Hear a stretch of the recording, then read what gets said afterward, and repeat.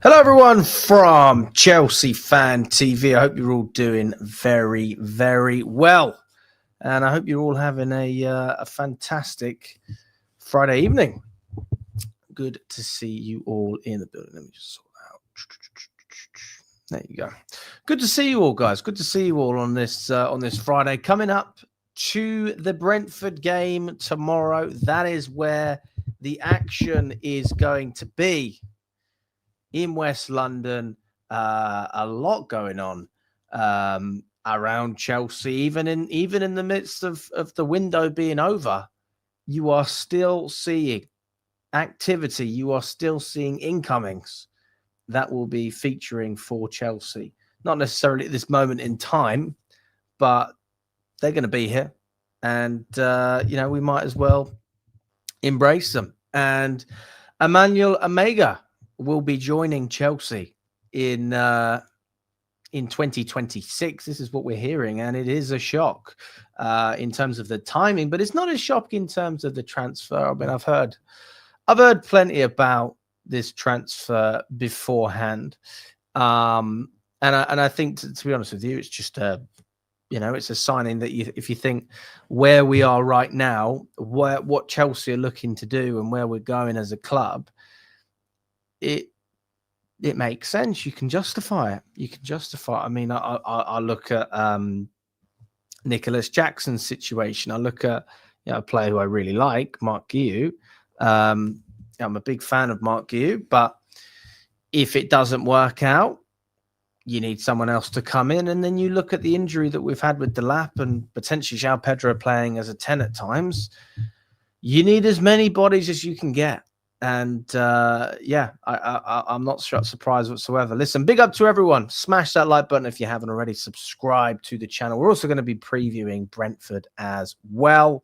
Daniel, good to see you. He says, I would rotate for the Brentford game, and if Cole Palmer was fit enough, I would put him on the bench, and I would not play James. We need them both for that Champions League. I would play Gusto right back, Hato left back. Big up Amir as well. Michael says, no Esteval tomorrow. Listen, we're going to go through all of it. Evening to you as well. Neil, good to see you. Thomas, hi Alex, hope you're well. I'm going to the game tomorrow, but I'm getting a ticket from a resale website, and the seller has said to collect the paper ticket at the stadium. Is this risky or a scam? That is from a reseller. Usually when you collect tickets, you need to show ID. So if the ticket is in your name, brilliant.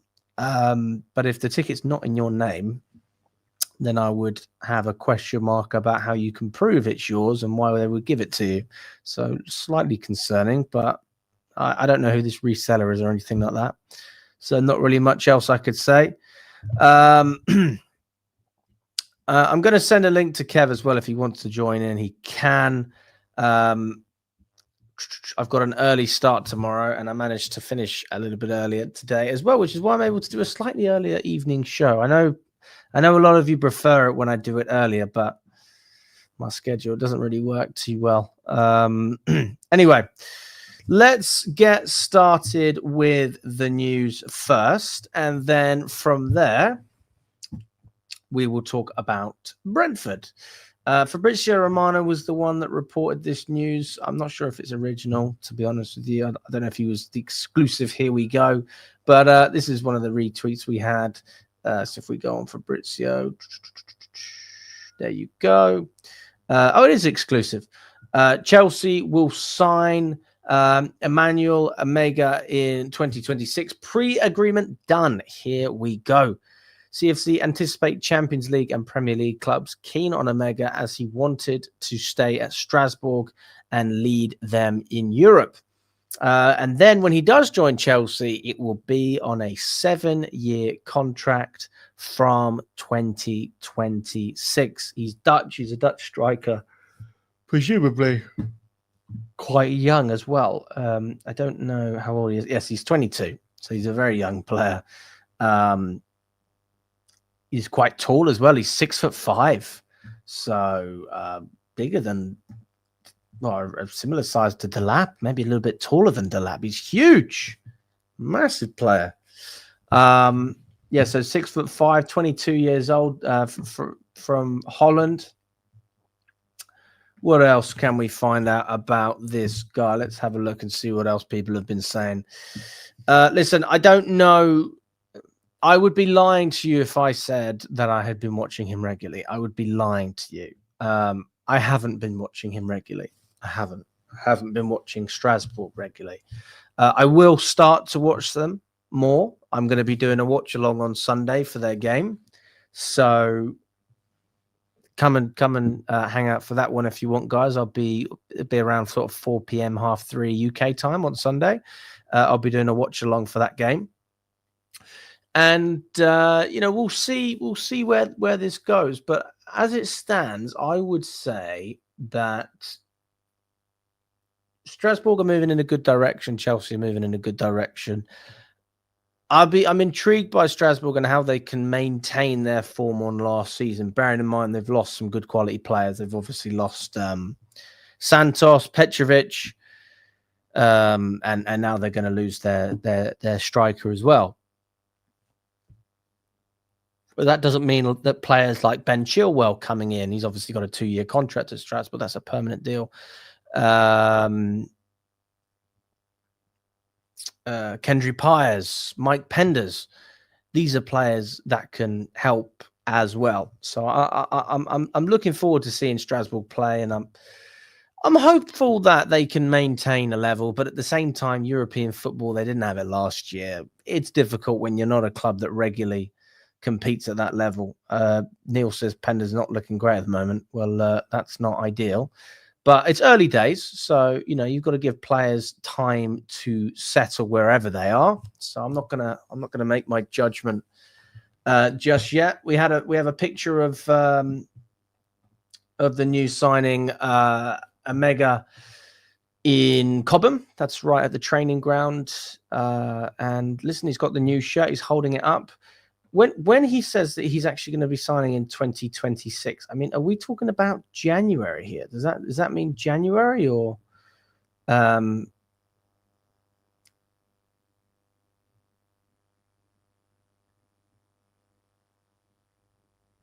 nobody? I don't know how much the fee is. I'm not sure how much the fee is. Can anyone find out how much this guy is actually costing us? I can imagine we got it on a pretty reasonable deal, but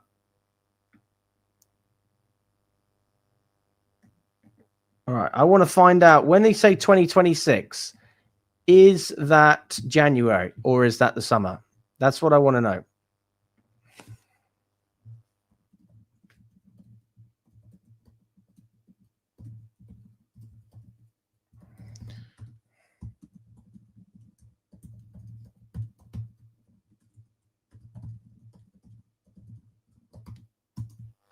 Right, I want to know, is it January or is it the summer? How much is the fee? And I also want to know what his wage is as well. I would imagine that it is the summer, but I just want to be clear. I want to check that out. Bear in mind what Fabrizio Romano said as well. He said he wanted to stay at Strasbourg and lead them in Europe. So that would tell you that it's going to be the summer. So that's fine. That's fine. There is an immediate solution, an immediate upgrade on, let's just say, Mark Guiu as it stands. In terms of the other strikers that we've had previously, Nicholas Jackson, etc. I mean, it's hard for me to compare, having not watched him play. I mean, Emegha is the captain of Strasbourg at the moment, according to the Independent.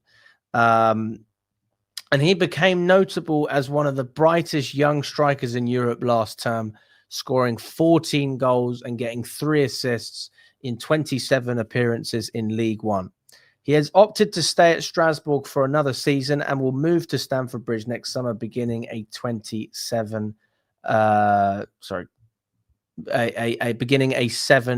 contract. Oh, so Delap is going to be out for even longer than people are saying, 10 to 12 weeks, that hamstring injury, which makes you think we almost wish this was a short-term signing.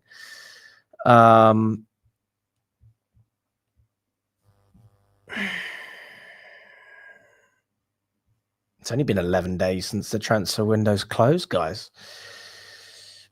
But yeah, I mean, 14 goals in 27 appearances, 17 GA is very, very good. Very impressive. Is that not an upgrade on Nicholas Jackson? Well, if you're going to compare what he did in Spain to what Emegha's done in France, then you would say it is an upgrade. And also, if you want to look at the age, he's a very young player who's still going to have that experience of playing in an upcoming French side and being able to produce. Now, it's not 25, but 17 GA in my book is not bad. And going back to what we speak about with Maresca all the time, well, Maresca seems to speak about it. You know, when we question Cole Palmer's form, why isn't he scoring 30 goals like he would under Pochettino? Or why isn't he getting 30, 40 GA? The answer, the comeback is Maresca doesn't want one player that does that. He wants 5 players that contribute 10 goals. And then if you're looking at Emegha in that sense, then it is a fit. Now, obviously, doesn't matter how many goals, as long as he's scoring and producing when it comes to Chelsea, who cares? But yeah, these are all things that are intriguing. In terms of the profile, again, difficult for me to go into it. I can imagine his hold-up play is pretty good because he's tall. The fee is undisclosed as it stands based on what I'm seeing. Neither club has published a number. Major outlets reporting the agreement don't state a fee. So as it stands, treat any figures circulating on social media as unverified. The wage is also not disclosed. No reliable reporting yet on his Chelsea salary. For context only, estimates put his current Strasbourg pay around 14,000 euros a week, but that does not indicate what he will earn at Chelsea. We do know it's a 7-year contract. We do know that he's going to be coming in the summer, not January. And that's based on what Fabrizio Romano has said and the fact that he wants to leave Strasbourg forward in Europe. So I don't think there's any question marks there, to be honest with you. If I was a Strasbourg fan or if I was a manager at Strasbourg, I think it would be a real kick in the teeth to lose your captain and I'm guessing he's their star striker in January. So yeah, let that play out. Let him continue to develop while playing European football and then slot in you come.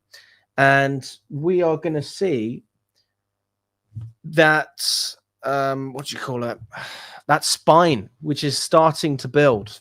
And people have asked me about this spine, and I've said the same thing for probably a year now, and people don't like it, but it's true. But the closer we get to the point, the better it is and the more positive the conversation becomes.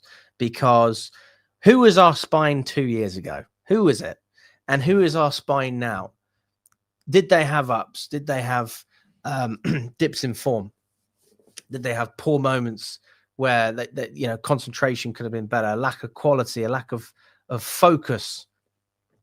Absolutely, we've had moments like that. But now I look at this team and I see Cucurella, a member of this team. That is part of our spine. I see Reece James and Gusto. I see both of them as integral players in this squad. I look in the middle, Tosin. You got a character there, a leader. I look at Colwell. I'm impressed with what I see. Obviously, I know he's injured now, but when he was fit, very good player. Midfield, Enzo and Caicedo, no questions asked. Palmer, Esteval could become a real key part of this squad. Neto is a spine. He's part of our spine. 100%. Like, I am starting to see a squad that is being built in a way that nobody can question. It is getting better. You cannot question it. Jackson goes out the door, fine.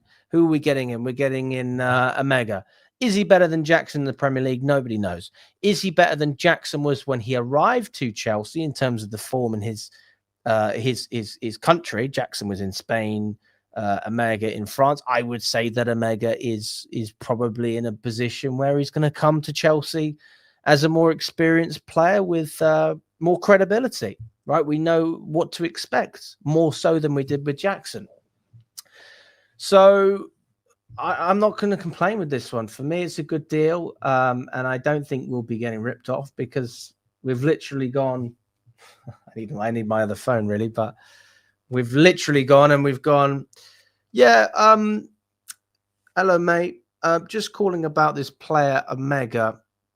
Yeah, we're looking for a striker. Don't worry. We're not gonna take him off you now. Don't worry too much about that. Oh, but yeah, I'll be honest with you. Listen, we're happy to work with you, but he's quite a key part of our squad. He's our captain. He's one of our best players. He had a good season, 17 GA in 27 games. Oh, don't worry about it. It's fine. We're going to sign him, but we're not going to take him from you right now. What's the fee? What about whatever we want? Because we own the same fucking club. We are all part of this big package. 10 million? Why not? Why not? You can have him. Go on then, mate. Get the contract signed. That's it. That's how we do these deals. It's funny, but it's not funny. It's quite it's impressive. It gets to the stage where you actually think, and I hope this doesn't happen, but you can see FIFA and UEFA and all of these different bodies basically trying to intervene at some point because Chelsea are just one step ahead. We are one step ahead. We haven't even spoken about Quenda, who's been fantastic from what I've seen in the under-21s for Portugal and whatnot. Like he looks like a very promising talent at Sporting. We haven't even spoken about Kendry Pires. Now, Mike Penders, that deal, we'll let that run out and we'll see where it goes. A lot of positives, guys. A lot of positives. So in terms of this deal, depending on obviously the price, I mean, that you can't really rate it without knowing the price and the wage. But a 7-year contract, a good player, another player that gives you depth in a position that we, quite frankly, need depth. I don't think that there is I don't think there's a huge issue there. Update from John Terry. Oh, goodness gracious. John Terry is backing Liverpool to win the Premier League. That's what he said on TalkSport. If in fairness, I'll probably back Liverpool as well. I think they probably will do it. He said, I think it's theirs to lose. To be honest, I think they have a big motivation with the very sad loss of Diego Jota in the back of their minds as well. For that reason, I really hope Liverpool do it. And for that reason alone, to be honest. Well, if you're doing it in Jota's name, then fair play. But I can't say I want Liverpool to win the league. You want me to do a poll? All right, fine. I will do a poll. Are you happy with... Are you happy with the new signing?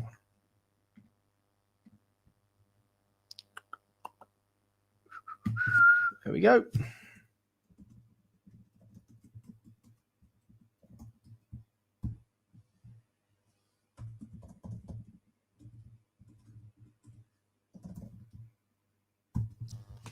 Yes or no? Black and white today. That's what we're going with. Smash that like button if you haven't already, guys. We should be on at least 50 likes on YouTube. Big up to everyone that's watching on X as well. I hope you're all having a fantastic evening. JC, you are going to be timed out, my friend. You are going to be timed out. None of that language in here.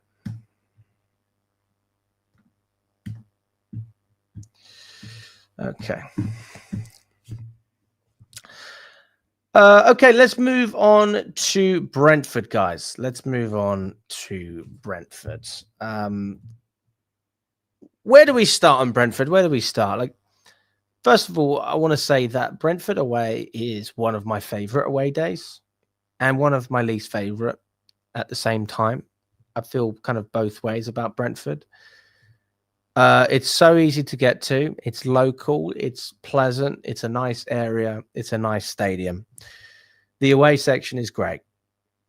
But the problem with Brentford is nobody can get tickets. So I'm going to Brentford. I don't know who else can go. I don't know who else can make it.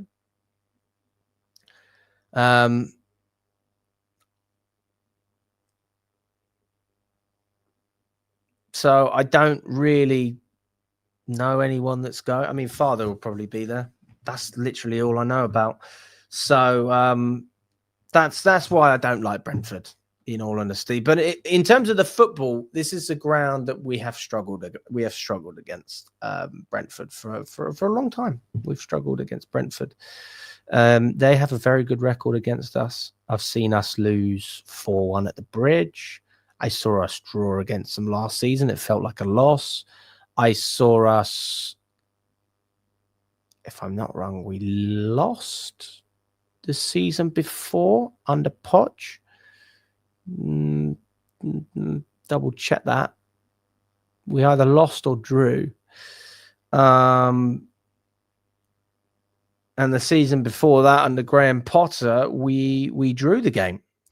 So our record away at Brentford is not one that we should be bragging about. And it's certainly not a ground that I look at now and feel this undivine given confidence, because I don't feel that. But I've there's also a part of me that wanted to sort of assess the situation at Brentford. And, obviously they've sacked Thomas Frank. They've sold a lot of their best players. I'm intrigued to see how they get on. But I've been pleasantly surprised, I suppose, in terms of, how they've managed themselves. They've got some pretty decent results as it stands. Keith Andrews is their manager. I'd never heard of him. And he seems to be okay. It was 2-2 under Poch. Right, 2-2.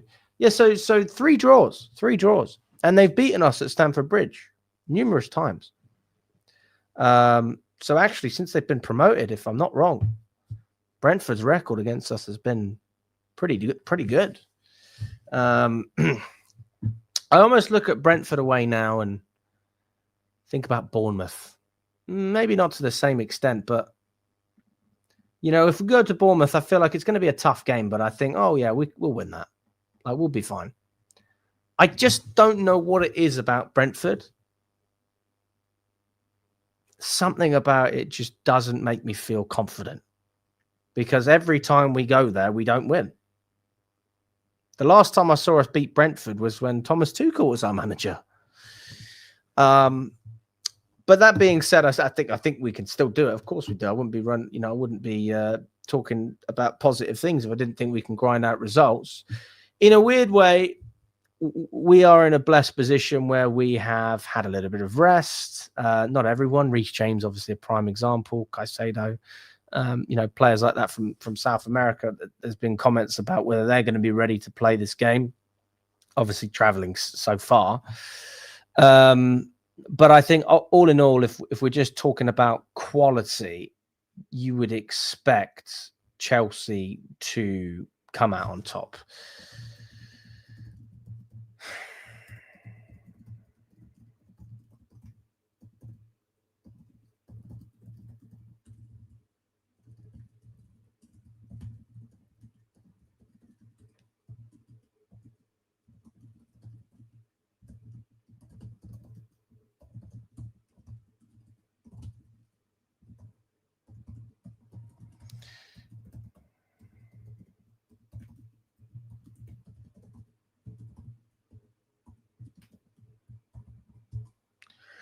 Okay. You guys hear me typing because I'm trying to find stuff out so I can give you the most accurate information. Enzo Maresca on if the players will be distracted over the 74 charges. He went, I don't think so. I don't think the players are too worried about the situation. He said, I know from the club that they are satisfied about the process. Personally, I have nothing to add. I have no idea, to be honest. I want to focus on the pitch, something I can control. When asked about striker options, he mentioned that the only number 9 is Guiu, and João Pedro can also play there. Against Fulham, we use Tyreek as a number 9, so we can also think about him. But if we're being totally honest, we've seen Tyreek George playing as a 9. It's not really something that I want to see again, in all honesty. No disrespect. When asked about the transfer window, he said, I think we have a good squad. My press conference 1 year ago, I said I was in love with the squad. So the squad was already very good. Since then, we have tried to make some changes. But overall, I think the squad is really good. And to be honest, he's not wrong. You know, everybody that's complaining about a centre-back and, you know, a goalkeeper, I echo your feeling of a goalkeeper. I really do. I echo that. I echo it. Nobody has complained and campaigned for a goalkeeper more than I have. But there comes a point in time where you just feel like an echo chamber. You know, you're saying the same thing, and nothing changes. So I have made the conscious decision this season to reset, recalibrate, turn that frown upside down. Although we ended the season very well, but you understand if you've been watching this channel regularly how I felt last season. And allow a fresh start for our goalkeeper, Robert Sanchez. A fresh start, a new beginning.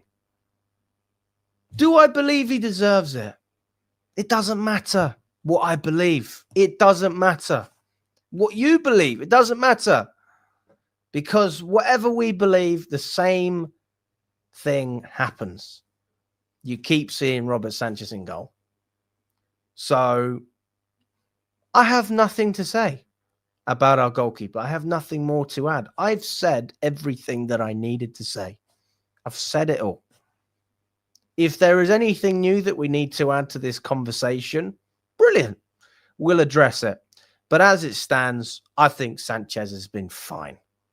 I haven't had a problem with Sanchez this season. And I hope it stays that way. You know, I've got people talking to me, an Arsenal fan that I work with. Oh, you know, Chelsea won't finish above Arsenal. And I'm going, nah, to be honest with you, I probably agree with him. I think it would be Liverpool, Arsenal, then Chelsea, then potentially Man City. I mean, that's just off the top of my head. But there seems to be this thing that because our goalkeeper is so bad, we're going to drop like an incredible amount of points. And that's true when your team is what it was last season or even the season before. That's exactly the same, right? You don't have enough quality to make up for the fact that your goalkeeper is completely useless or was useless. And I just think that our quality now, the upgrades that we have made in basically every position, not centre-back, although Achimpong is now a first teamer. So you could say that is an upgrade. And Hato can play as a centre-back. You could also say that's an upgrade. But, I mean, that's the area that I would definitely say we can improve on apart from the goalkeeper. But even without those improvements, I'm happy. I'm happy with the squad. And I'm happy with where we are. I'm happy. I'm very happy. And I've been watching, you know, during the international breaks, I've been watching videos of Maresca trying to understand more about his philosophy. I don't want any confusion this season. I don't want it. I want to understand and I want to support and I will. Hold me to that. Hold me to that. You know, if I lose my head, there is a logical reason behind it generally. You know, and I do think my argument last season was a fair one, but I got proven wrong. And that's the best thing possible. Not many football fans have that privilege of being proven wrong by winning a Club World Cup and finishing in the top four and winning the Conference League. So let's continue to go on that uptrend. Right.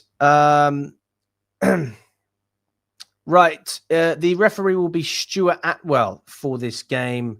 The VAR, James Bell. Now, for those of you who don't know who Stuart Atwell is, I will show you who Stuart Atwell is. Stuart Atwell is this man here. In other words, useless. But that's fine. There comes a point where you get used to these things. This is the referee we're going to work with. It is what it is. It is what it is. In terms of the latest news that we have on the team, Cole Palmer's groin injury. He's back in partial training. That will be a late fitness call for Brentford. Very, very doubtful that he starts the game. I would be surprised if he came off the bench, but maybe you might see 15 minutes. Okay, 10, 15 minutes. That could be a possibility. I doubt that you will see. I doubt that you'll see Palmer, to be honest with you. Liam Delap, he's going to be out until December, according to Reuters. So yeah, December, 10 to 12 weeks. We originally thought 6 to 8. So that's not ideal. That's a number of months. It's still not long enough where you feel like he can't impact this team, but it's such a shame because that buzz was still there for Delap. And I do feel like when you're a new player and you feel that love, and every time you get the ball or you're involved in the game, the crowd, you can feel that lift. You can feel that lift when you're a player that match-going fans support. And I do feel like Delap is going to be a very, very popular player among Chelsea fans. So listen, we'll see what happens in December. Hopefully he can help us in what's often a very difficult period. Darius Sugo's obviously had thigh surgery. He's out after getting injured on under-21 duty, which is a real shame. So Sugo, again, one of the players. I did a video recently about some of the best signings we made in the summer. Sugo, I gave it an 8 out of 10. I'd probably say 7 now that I've had a bit of time to think about. But in terms of cover for Caicedo, perfect. That cover is now not available. And then obviously, we won't have Mudryk or anyone like that. We had some news that came out about his anti-doping charge. It seems like it wasn't his fault based on what we're seeing. It was the incompetence of people above him. So hopefully he won't be punished for other people's mistakes. In terms of the table, obviously we've got 7 points from the last 3 games. Drew against Palace, and then we got 2 wins after that.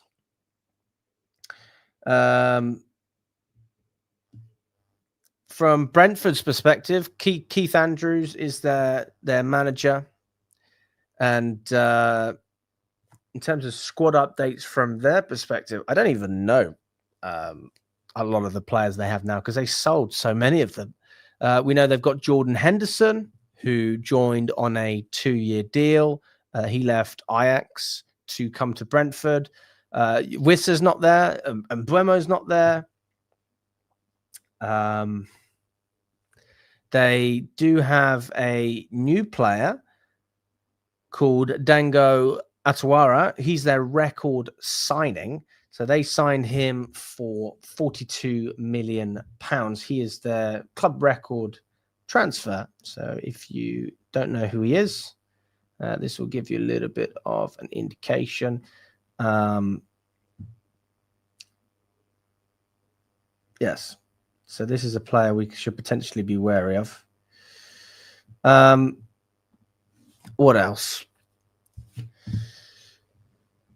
Reece Nelson is a player that will be involved in this game. He's there on loan from Arsenal. Apart from that, not really a lot of player news. Listen, even if you don't know the players, you know the team is going to give you a good fight. You know that. So I don't want to go around sitting here going, oh, Brentford are crap, blah, blah, blah. They're a team with good players, and I'm not going to underestimate them. I'm just not going to do it. So let's take them seriously. Is there anyone I've missed? Jensen. Fabio Carvalho, to be fair. Damsgaard, he's a very tall player. They'll be looking to win their 50-50s a lot. Brentford, that's what they really need. But as long as Chelsea take control at the beginning of the game, then I don't see much going wrong, to be quite frank. I really don't see much going wrong because an early goal would soothe everyone and it would give the players a much needed confidence boost. What's my favourite Chelsea chant? My favourite chant. Let's be honest with you, I don't have a favourite chant. That sounds very boring. I don't have a favourite chant. I love them all. Now, do you know what chant I hated? I'll tell you what chant I hated. I hated the Kai Havertz chant. And I hated the Mason Mount chant as well. Ole, ole, ole, ole, Mason Mount, Mount, Mount. What kind of a fucking chant is that? You're following Chelsea home and away. You're trying to intimidate the opponents. You're the biggest club in London. Ole, ole, ole, ole, Mason Mount, Mount, Mount. Fuck off. That's a chant I hated. There you go. I don't know. I like the celery chant. Why not? He's not Anthony Taylor, it's true. We don't know if we're getting the points deduction yet. We don't know that. Yes, I will be making a predicted lineup, Michael. I will be doing that. Worried about Pedro playing too much football? Well, you know, the story of our life. I mean, every top club ever says this, right? Every top club ever. Well, Kev's not here. He's probably driving or something. He doesn't miss a stream for no reason. Big up to you, Stephen, as well. I hope you're doing well. Cucurella's got a great chant. I'll give you that. Yeah, Cucurella's got a lovely chant. Right, let's do our predicted 11, shall we? Let's do our lineup builder.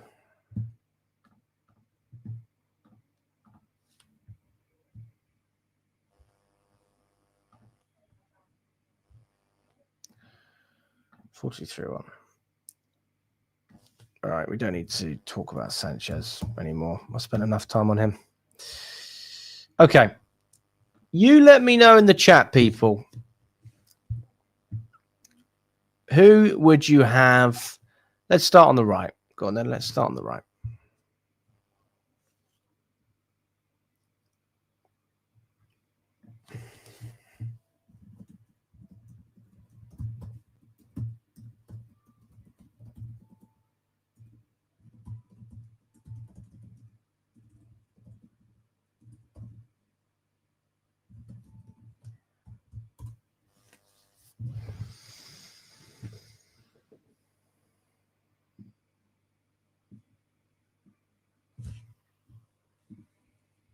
Malagusto right back. James for the Champions League. The thing is, there was this debate about James the other day, which, by the way, I totally empathize both sides. I agree with Tuchel and I agree with Chelsea's side. You know, Tuchel doesn't want to invert his right backs. He doesn't want to. He doesn't want to do it. So why would he change that when he's been very successful? One of the best relationships he's ever had in football in terms of a player that can operate in a certain way is Reece James as a wing back. So he's not going to change that. But then when you've got him going up and down for England, comes back to Chelsea. And I do think to myself, rest Reece James for this game just for that reason alone. No other reason. This has got nothing to do with tactics. This has nothing to do with anything apart from player welfare and taking care of your club captain. Irrespective of what position he plays. I don't care if he's a right back. I don't care if he's a midfielder. We know that Reece James does not play twice a week for Chelsea, or twice in 7 days, whatever you want to call it. He does not do it, or he's not supposed to do it. It's something that we should avoid if we're able to avoid it. And for that reason, I'm not playing Reece James. So I'm going to put Gusto in there. All right.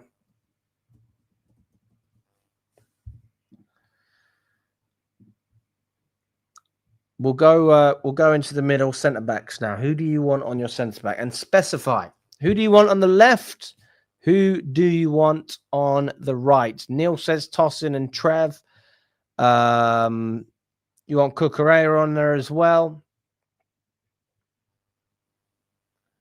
What if I have ice cream for dinner? No to Reece DM. What?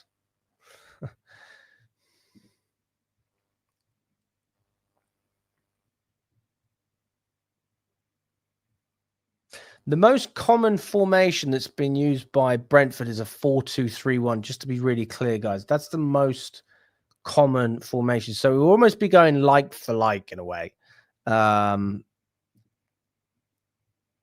They changed their formation in the EFL Cup against Bournemouth, and they actually beat Bournemouth with heavy rotation. But in all of their Premier League games, they've played with a 4-2-3-1. That's the league default. Losing to Forest 3-1, beating Villa, beating Bournemouth, and then obviously losing to Sunderland. So the trend is not good, though. If that's the trend you're looking at, guys, the trend is not good, because what that trend is telling you is that when teams play a certain way and basically put a lot of bodies forward and play a certain brand, Aston Villa play a certain brand of football, and Bournemouth also play a very aggressive, stylish brand of football. Chelsea are in the same bracket in terms of wanting to play that kind of way. Maybe not as direct at times, but they've actually lost against Sunderland and Forest, who I would argue are more defensive teams than Aston Villa and Bournemouth. So does that tell you that maybe you need to have an element of caution in these games, and just be ready? Right. Is Tosin available? I believe he is available. I haven't heard anything about him not being available. So I'm going to put Tosin in there. I'm going to put... do I have to put Fofana in? Probably do, don't I? Badiashile must be fit. No, I wouldn't play Badiashile. Sorry, mate. When's Hato debuting? Well, he has played, but he hasn't started. Oh, yeah, Trev. What am I even thinking about? Can you tell I'm rusty, guys? It's been a while. So I'm going to have Tosin on the left. I'm going to have Chalobah on the right. Chalobah there, right there. And then Cookie, of course. Of course. Although we say that again, we got Bayern next week. I wouldn't mind seeing Hato against Brentford. I'm up for it. No. I'm up for it. Rest Cucurella. Definitely rest him. Because I don't think these guys played on internationals today, or unless Tosin played for Nigeria. I think he plays for them. Yeah, Hato. I'm happy to see Hato in there. I'm happy with that. And then Caicedo, he got sent off for Ecuador, didn't he? But I mean, in terms of jet lag and the travel, would it be fair to say that Chelsea should give him a rest? Similar conversation with Enzo Fernandez and Andre Santos as well, then. But then you are running out of options.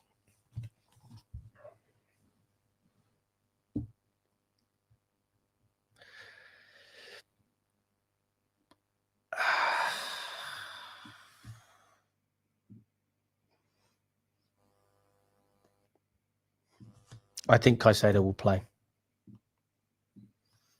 And I'm going to say that I think Santos will play.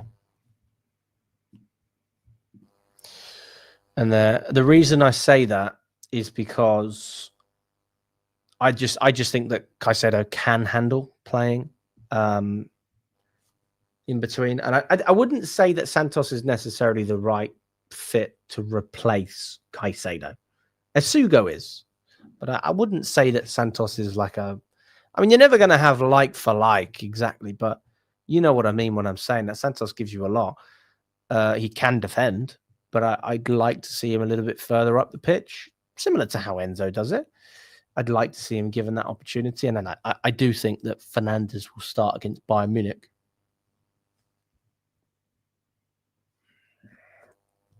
Palmer's not going to play, is he?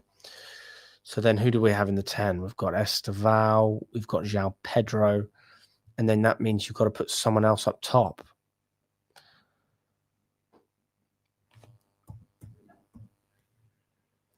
So I mean, are we putting João Pedro in the 10? Are we going to go full Mark Guiu and João Pedro? I mean, is that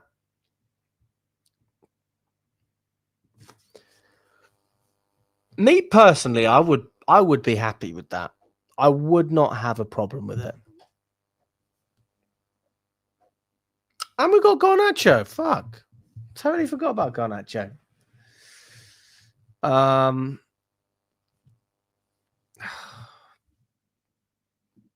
don't think he'll do it. Listen, if this is my predicted lineup, I mean, this is what I want. Let's just say that this is what I want. We can change whatever we actually think Maresca will do. Garnacho on the left, 100%. Don't even think about that one. And then I'm going to have Neto starting over Esteval. Yeah, Esteval is a great player. I love Esteval. This is not about me not seeing the value in Esteval. This is about me seeing the value in Neto. And sometimes you have to appreciate that a player is so good in so many different ways and brings so much to the team that he cannot be dropped, even if the player that he's up against is a superstar and super talented, all the rest of it. And for me, I want to see Neto in there. I do. And I'm happy to see. In fact, maybe what we see is this. We see João Pedro here, and then we see. That seems more realistic. Like, I think that could actually happen. I think we could see Esteval on the 10. Mark Guiu doesn't play, potentially comes off the bench for João Pedro or something like that if we're having a good period. And then, yeah, you've got Garnacho, you've got Neto. I think Garnacho will play against Munich as well. I think he'll start against Brentford. I think he'll do both. So that's what I'm looking at here. I mean, I want Gusto to run up and down because Reece James cannot be played too much, otherwise he will get injured. Let's not risk it. I also love when Gusto overlaps, and when he's going up the pitch, you know, he's giving Neto a little bit of support. They can work well together. And then you've got Caicedo who can drop in and cover that area if need be. But I think Cat Chalobah is perfectly capable of moving out. And again, you've got that support in front of you. So, you know, it doesn't bother me. And if we lose the ball up here with Gusto, let's not sit here and act like Neto's not going to track back. That's the beauty, right? You have a player who's willing to put in those hard yards. How do I reset this? So, yeah, very, very happy with what I'm seeing there. I think the most likely scenario is that, I mean, again, it depends how deep. It depends how deep Brentford are. If Brentford are really deep, then you would definitely overlap. But I mean, if they're deep because they're willing to come out and counter, then I understand why Maresca might not want to overlap. And also, looking at the front four, and you put Santos in that picture as well, turns into a front five at times. And when I say that, I mean, you've obviously got João Pedro dropping deep. You've got Esteval. For fuck's sake. Why is it doing that? Oh, have I actually got to reset this proper? All right, let's just make this. All right. You've got obviously Garnacho who will stay out wide. You've got Neto who will be there. He'll have support. I think Esteval will probably be allowed to go wherever he wants. But, you know, he'll probably be in this area. And then you'll have Santos coming up, making runs. Now, for me, you've got Caicedo to cover. I think that what will probably end up happening is this. And I think you'd be more likely to see the player on the left inverting, because I don't want to see Gusto invert. And neither do you. Nobody wants to see Gusto invert. I mean, in terms of a low block, guys, like we can say what we want. I mean, I'm not sitting here saying they're going to do a low block, but this is what I think we do, bearing in mind the fact that Brentford will be willing to attack and counter with and cause us some serious problems. This is not what I'm saying we do against a low block. Against a low block, a little bit different. I put Hato back where I am. Again, you got, let's reset a little bit so we have an understanding. I've got Gusto coming up, him and Neto working together.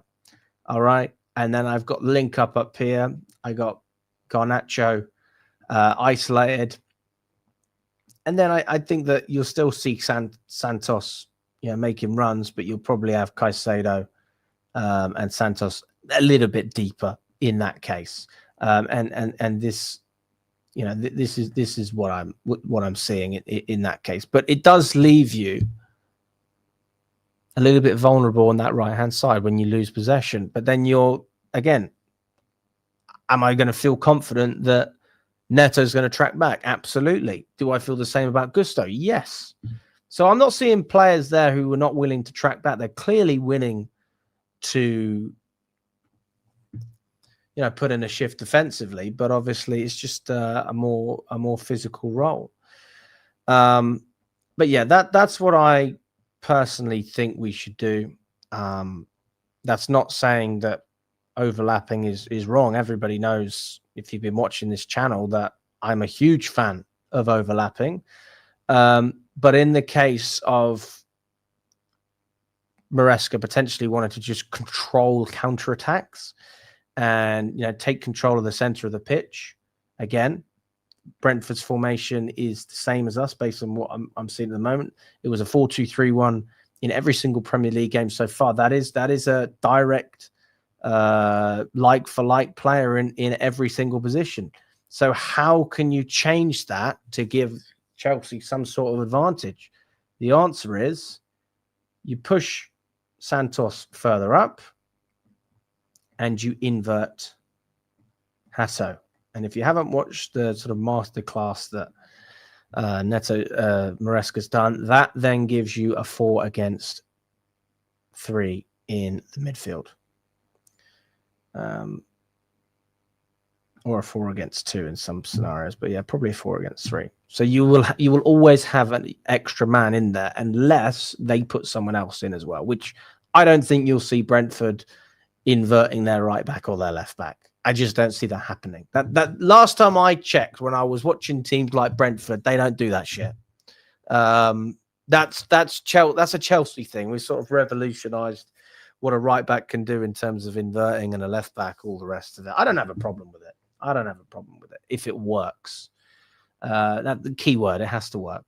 So yeah, that's what I think Chelsea should do in possession. Out of possession, obviously, you're just going to reset and go into this position. Now, this is what I want. Do I think that we will do all of those things? If I was to make, there's probably 3 changes that I think are more realistic for Maresca. I wouldn't be surprised if Cucurella played. I wouldn't be surprised if Enzo Fernandez played. I also wouldn't be surprised. Do you know what? I would be surprised if James played. So I'd probably still keep Gusto in there. I would be shocked if James played. It would that wouldn't make sense to me.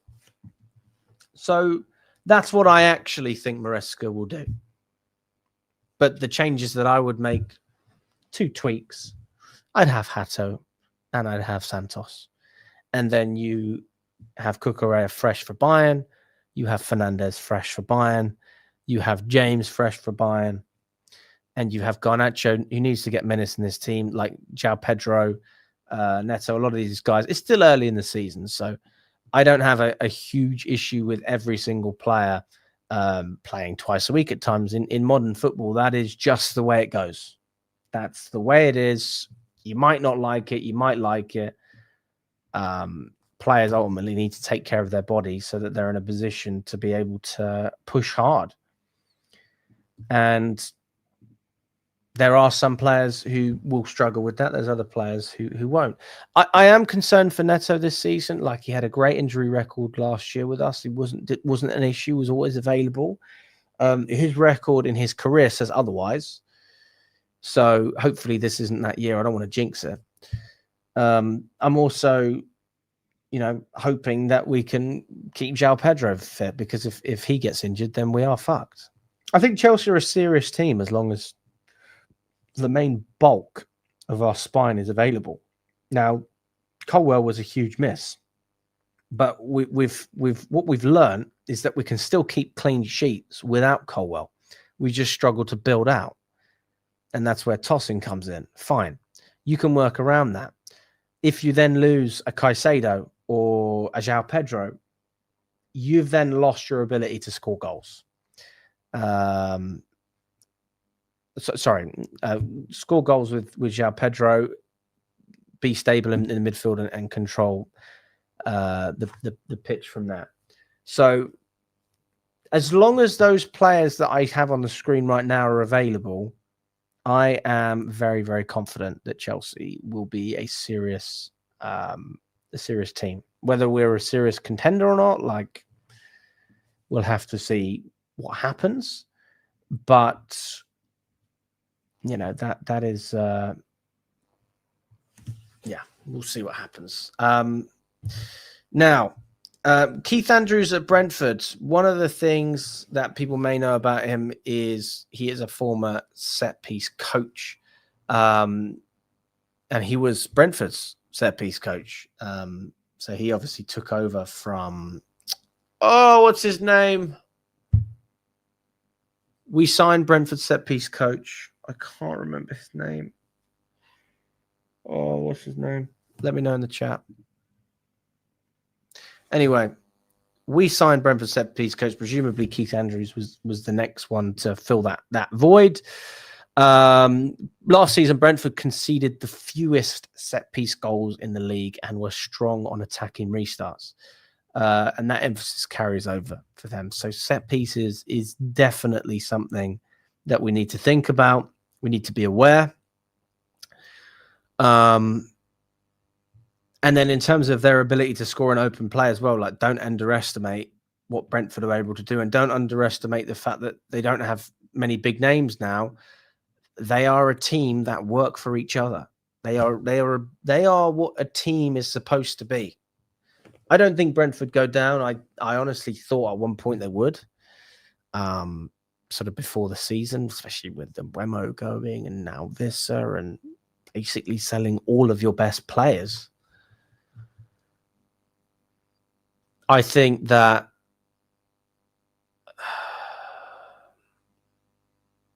there's still a good chance that West Ham go down. To be honest with you, I think there's still a good chance. Who else got promoted?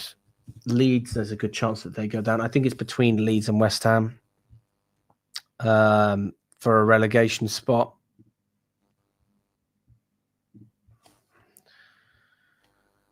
Burnley, for me, probably going to go down, although good performance against Man United. Yeah, Brentford, honestly, I've sort of done a little bit of a U-turn on Brentford since I've seen what they've been able to do. But let's not get carried away.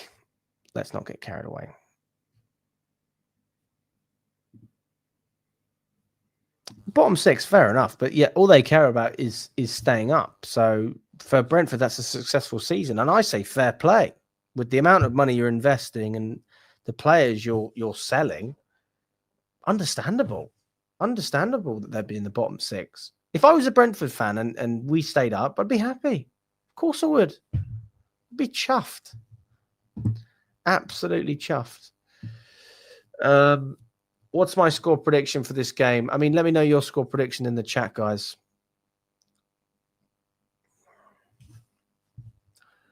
I'm going to go... what am I going to say?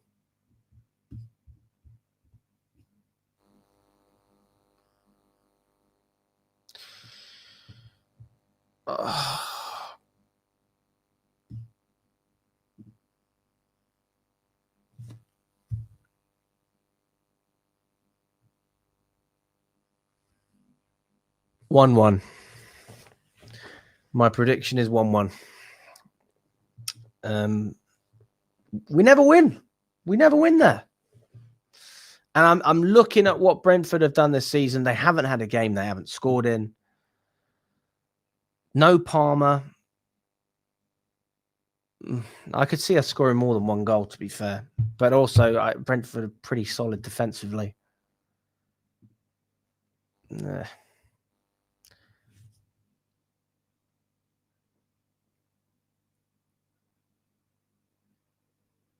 you know what? I'll give it 2-1. I'll change my mind. You don't have to give me a thumbs down anymore. All right? 2-1 Chelsea. I'll go with that. 2-1 Chelsea. 3-1 Daniel says. Neil says 2-0. Suna says 3-1. Daniel thinks João Pedro will get another goal. We do have a lot of quality. I have to admit, we have a lot of quality. Well, listen, really appreciate everyone watching. Big up to all of you on this Friday evening. I'm going to love you and leave you now and enjoy my dinner. But I hope you enjoyed the stream, guys. Big up to all of you. Enjoy the rest of your weekend. Let's get those 3 points and up the